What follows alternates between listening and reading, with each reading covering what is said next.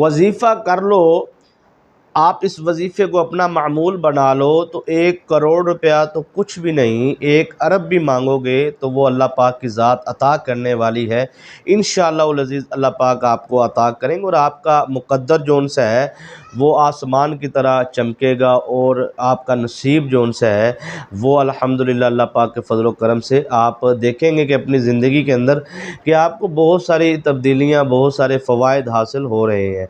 ये इतना पुरतासीर और मुजर्रब अमल है कि अगर आपने इस अमल को अपनी ज़िंदगी का मामूल बना लिया, देखिए 1 करोड़ हो या 1 अरब हो, देने वाली ज़ात तो अल्लाह तबारक व तआला जल्ला जलालुहू की है। तो ज़ाहिर बात है किसी का 1 करोड़ रुपया कर्ज़ है तो उसने कर्ज़ से निजात के लिए अल्लाह पाक से 1 करोड़ की दुआ मांगनी है, और 1 अरब का किसी पे कर्ज़ है तो उसने 1 अरब की दुआ मांगनी है। जितना 10 रुपये का किसी पे कर्ज़ है तो ज़ाहिर बात है उसके ज़हन में 10 रुपये की सोच होगी। तो आपने अपनी सोच को बड़ा करना है।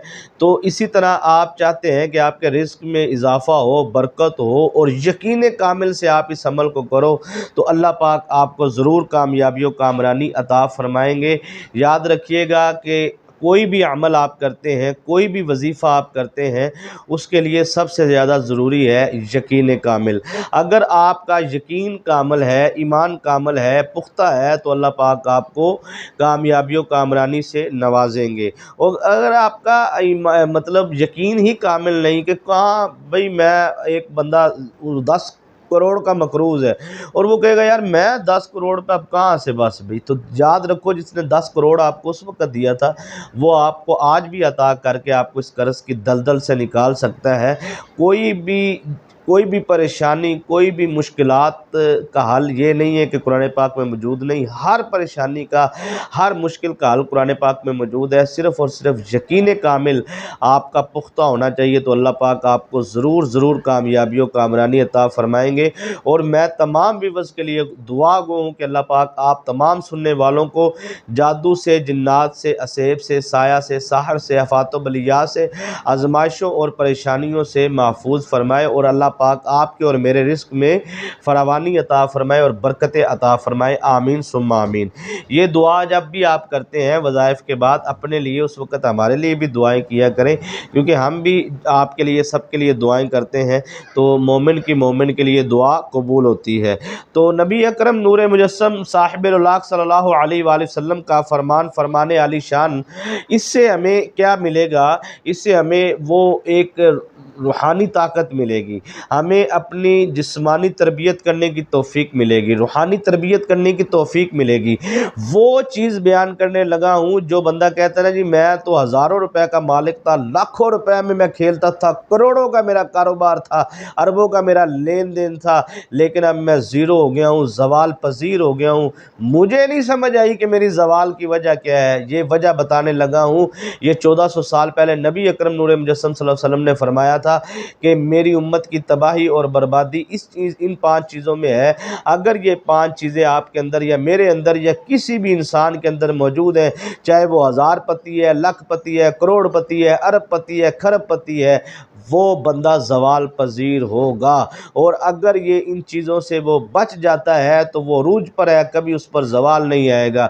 ये बात अपने ज़हन में बिठा लीजिए। और अगर आप रूज पे जाना चाहते हैं, अगर आप कामयाबी पे जाना चाहते हैं, अगर आप रिज़्क़ हलाल में फरावानी और बरकत चाहते हैं, यकीन मानिए करोड़ों रुपए भी इंसान के पास हो और बरकत ना हो तो उनका पता भी नहीं चलता, कख भी नहीं पता चलता कि वो गए किधर।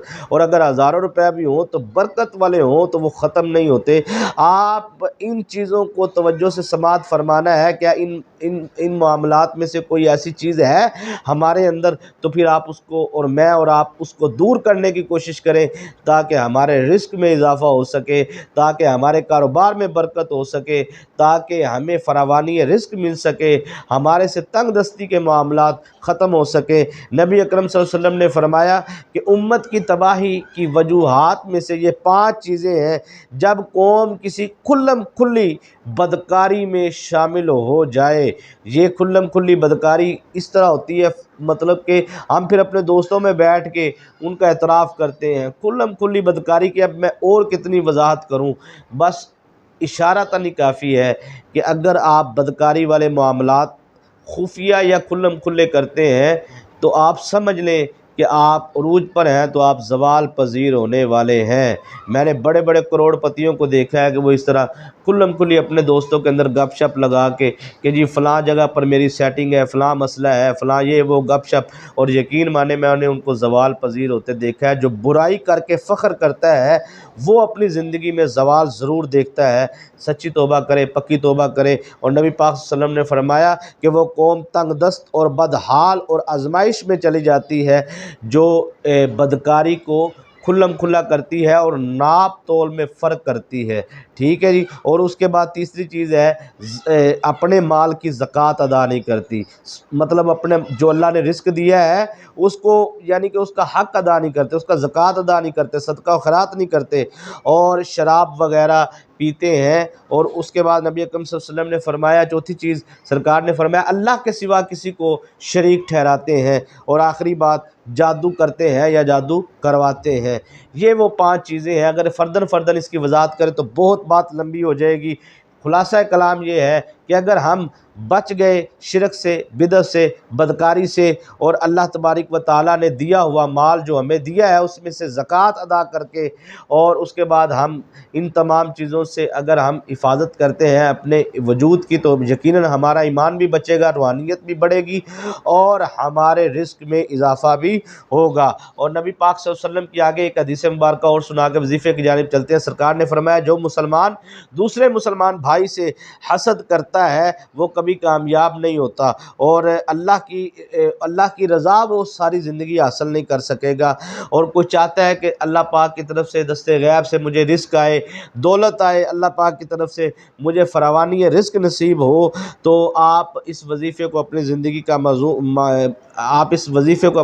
का मामूल बना लें तो आपको कामयाबी ज़रूर मिलेगी इंशाअल्लाह अज़ीज़। इसके बेशुमार फ़वाइद हैं, तो आप इसको बड़ी बासानी तरीके से इस अमल को कर सकते हैं।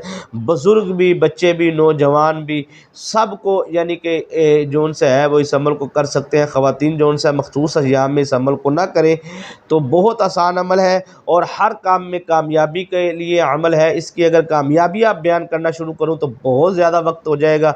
तो ख़ुलासा कलाम ये है कि आप इसको अपनी ज़िंदगी की तमाम हाजात, तमाम मकासिद हसना के लिए और तमाम मुश्किलात से निजात के लिए, बिलखसूस कर्ज़ से निजात के लिए, और कारोबार में बरकत, रिस्क में फरावानी के लिए, इस तरह कह लीजिए दौलत के लिए, बेइंतहा रिस्क आप चाहते हैं, तो आप इस अमल को अपनी ज़िंदगी का मामूल बना लें। अमल शुरू करने से पहले सदका खैरात लाजमी करें अपनी हुब्बे तौफीक, और आप इसकी नीयत करें कि आपने 3 दिन करना है, 7 दिन करना है, 11 दिन करना है, 21 दिन करना है, 41 दिन करना है, 90 दिन करना है। ये आप पे है कि आपने इसको कितने दिन करना है। उसकी नीयत करें, काम हो भी जाए तो आपने उतने दिन मुकम्मल ज़रूर करना है। काम होने के बाद मीठी श्रीनी वगैरह बच्चों में तकसीम कर दें। 3 मरतबा आपने दुरूद शरीफ अव्वल भी पढ़ना है और 3 मरतबा आखिर भी पढ़ना है। बिस्मिल्लाहिर्रहमानिर्रहीम को साथ मिलाकर सूरह इखलास, कुल हुवल्लाहु अहद अल्लाहु समद, ये वाली सूरह मुबारक आपने सूरह इखलास 33 मरतबा बिस्मिल्लाहिर्रहमानिर्रहीम के साथ पढ़नी है। और ये बुज़ुर्गों का मुजर्रब तरीन अमल है, और ख़ास तोहफ़ा आपके लिए है कि 3 मरतबा दुरूद इब्राहीम पढ़ के 33 मरतबा बिस्मिल्लाहिर्रहमानिर्रहीम के साथ सूरह इखलास पढ़ के हस्बी अल्लाहु ला इलाहा इल्ला हु अलैहि तवक्कलतु व हुवा रब्बुल अर्शिल अज़ीम, 1 मरतबा हस्बी अल्लाहु ला इलाहा इल्ला हु अलैहि तवक्कलतु व हुवा रब्बुल अर्शिल अज़ीम, 2 मरतबा। इस तरह आपने 100 मरतबा पढ़ के 3 मरतबा दुरूद इब्राहीम इख्तिताम पे पढ़ के सजदे में जाना है। पेशानी अपनी ज़मीन पे रखनी है, हाथ दोनों इस तरह कर लेने हैं। सजदे में आपने दुआ मांगनी है, ये ख़ास राज है। आप सदका और खैरात देकर इस अमल को शुरू करते हैं और वजीफ़ा मुकम्मल करने के बाद खैरात का मामूल बनाते हैं, तो इंशाअल्लाह अज़ीज़ 3 दिन के अंदर अंदर जिस मकसद के लिए आप करेंगे कामयाबी मिलेगी। इजाज़त दीजिए, अस्सलाम वालेकुम।